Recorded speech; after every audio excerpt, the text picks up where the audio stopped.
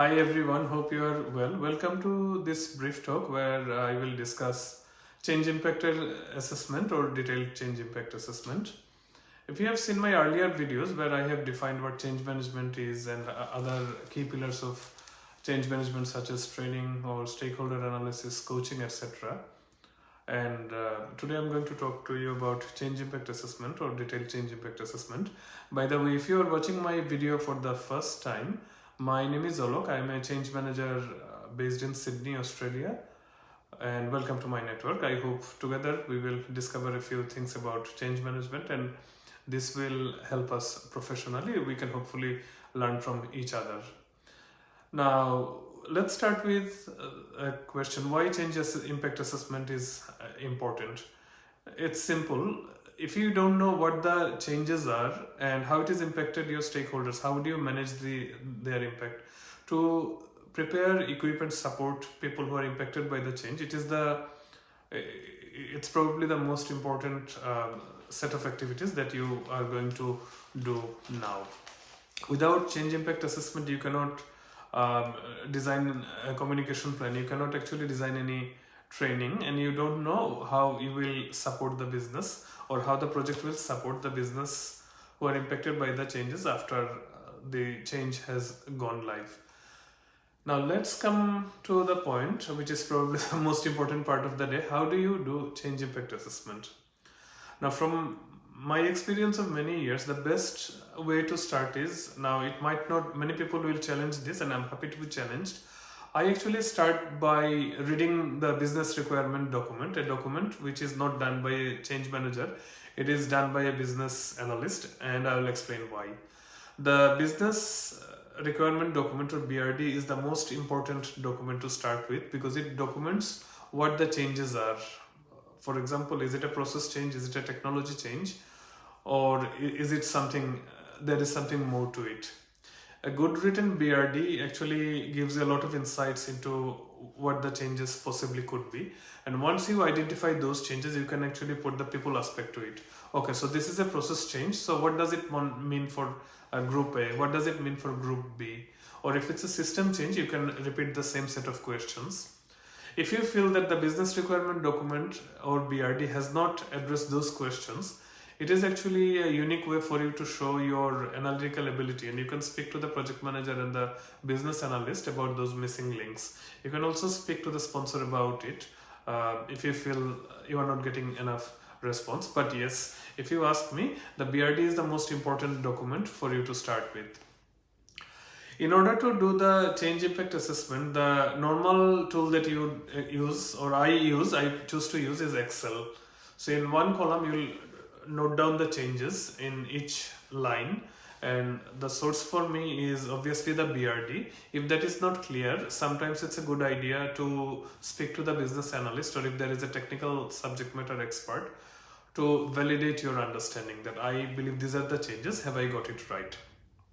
Second thing, you put another column, current step or current state, not step, sorry, I think it is not right, it's current state, and then another column, future state. To identify the current state, normally the business analyst would have the knowledge, but if they don't have, that is fine. You can speak to the impacted businesses, how they do it, and you would obviously know from your discussions with the business analyst what the future state will be. For example, one very simple example I am giving, that I write with a pen. The future state will be I will no longer be allowed to use a pen in the office because I will have to start typing.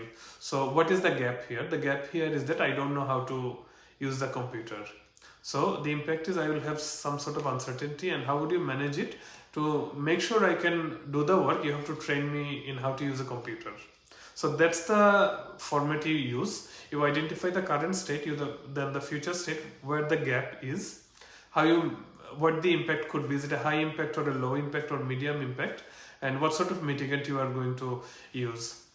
Now, in terms of defining the high, medium and low, every organization has its own set of definition.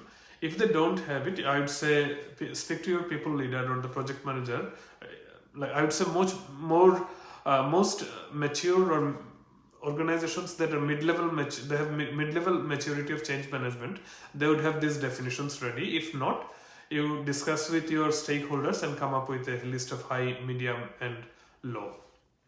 Once you get your draft document, what would you do is you'll reach out to each impacted team who you have listed in the stakeholder matrix. You speak to them, you validate these impacts with them, and they will give important insights to you. It's also a way for you to find out like what sort of learning management systems they use, what sort of training mechanism they use, where they store all their standard operating procedures.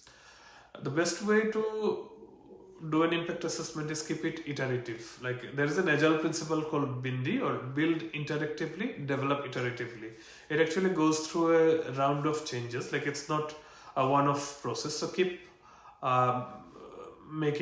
use the change impact assessment as a living document, and always get it validated with the business. Then circle back to your project manager and to your business analyst. Now this is very important that you circle back and validate and keep doing it. Once the impact assessments are done, you also need to work like how you plan to do it, whether it's training only, whether it's communication only, or whether it's a combination of both, or is it just a change which will happen in the background in the system and the business doesn't need to know about it. Always make sure that you create a set of actions out of these change impact assessment, and you make sure who is the owner of the action. If there is anyone other than you, make sure you get a buy-in from them. A very important administrative task that you would have is getting an endorsement on the detailed change impact assessment from the impacted businesses. So in future, if there is any disagreement, you can actually show it to them that no, we agreed on this one. From the detailed impact assessment, you will do the other things. For example, you will do your communication planning, training design, and training planning.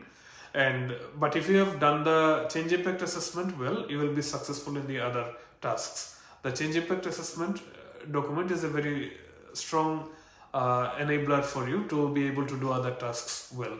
I hope you have liked the talk. And if you have any comment, please put a comment in the comment section. I will appreciate your feedback, and thank you for watching.